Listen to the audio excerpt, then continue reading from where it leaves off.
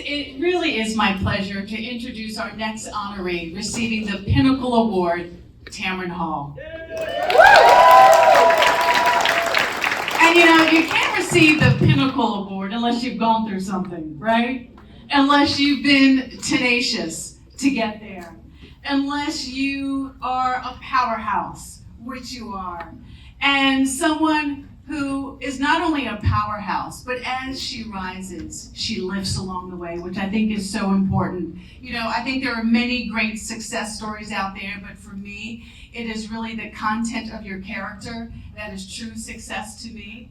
And I think if you speak with those who work around you, they would say thank you so much for your commitment to helping them, and certainly your commitment in helping out in the community.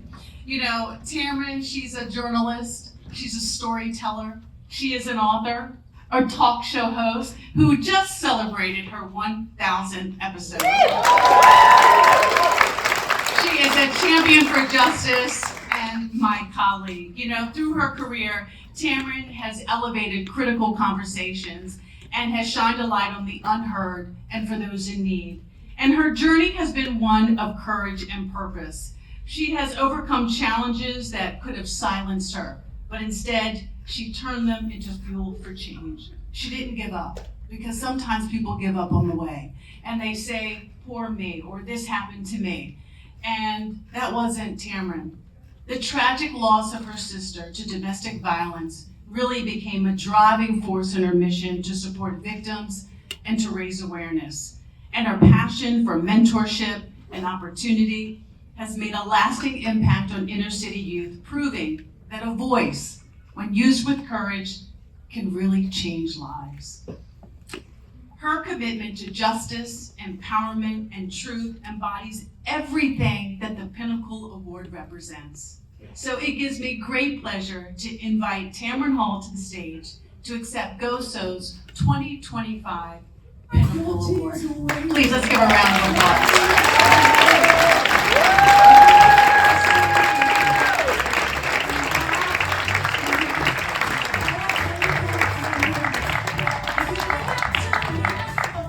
Well, first, thank you to Sade, Michelle, the entire GOSO family. I know to do something like this, you don't operate as an organization, you operate as a family. And I know we've said Tam Fam a couple of times to get you to donate, but I don't use the word family lightly, and I don't mean that through the sense of DNA. I was raised by my stepfather. I call him the father God meant for me to have, because I am the daughter of a 19-year-old single mom who came home in Luling, Texas. I was the only kid born in the entire town that day.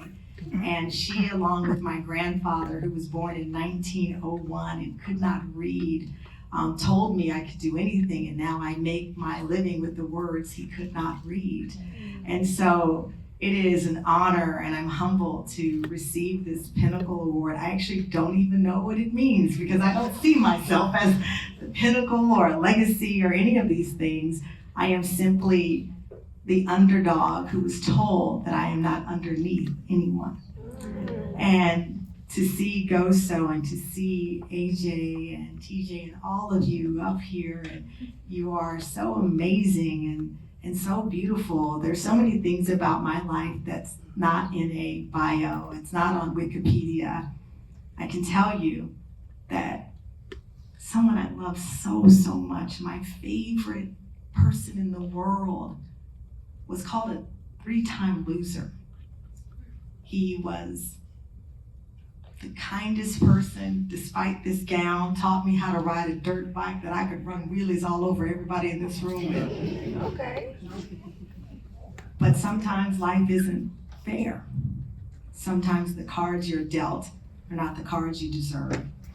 And his life of incarceration, to me, was always a storyline.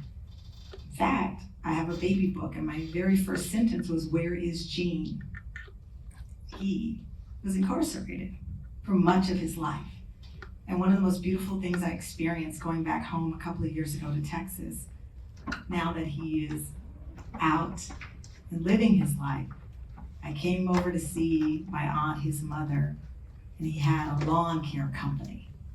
And there he was, hauling in landscaping, his name on the side of this truck that probably needed me and him to start it. But it was his, because he wasn't a loser, and he is not a loser. He was a person, but for the grace of God, there go I. Could have been anyone. So it's not lost on me what get out, stay out means. It's not lost on me how you might think some days that the odds are against you. It's not lost on me what it feels like to be the underdog or invisible. Because despite me being on a TV show every day, I know what it feels like to have people think that you will never be anything. And then one day, they get to see you be every single thing in your heart you knew you could be. So I'm so proud of you all. I am inspired by you. I love you. I am rooting for you as if you were my own. I just wrote a children's book about my son, Moses. He's pretty spicy in the home. Super spicy, you might say. But out in the world, he was so shy. He would hide behind me at the grocery store. We lived on 138th Street. And then one day, we were walking down the street, and this guy walks past us. He said, "What's up, little man?" You could have given me an Oscar for that child, to see him seen by another man, to see that community and that spirit. This is the community that's rooting for all of you. This is the community that believes in you. And I swear, I had my first child at 48, so that means I'm 400,000 years old. I am Methuselah. Someone said my name earlier. I don't want to do a talk show forever, but what I want to do for the rest of my life is to root for you and to see your name, city council, to see your name any place you want it, because you deserve it. You deserve every single bit of praise today that you have heard, and even more. So I'm praying for you. I am rooting for you, because I know you're great, and I love you, and thank you for this honor tonight.